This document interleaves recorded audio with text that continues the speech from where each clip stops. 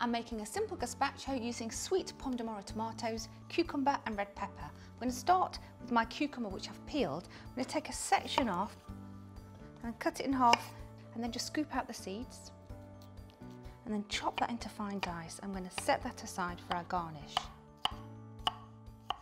Now gazpacho is so easy to make. All you need to do is pop it all into the blender. So tomatoes going in. Cucumber, I'm just going to cut that into chunks, leave the seeds in this time. Pepper that's been seeded, cut into chunks. Some sourdough bread, I've removed the crusts. You can click on the link for the full recipe. And then I'm going to snip in some chives. I've got some Italian balsamic and olive oil dressing here. Just give that a really good shake and then pour a couple of tablespoons in. Some salt and a good grinding of black pepper. Now give that a good whiz together. We want it really nice and smooth.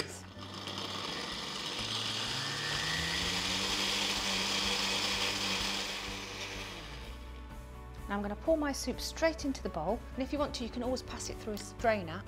In the bottle of dressing you can see that the oil has risen to the surface. I'm just going to spoon a little bit of that over the top of the soup, and then those dice of cucumber we made earlier, and a few more snipped chives.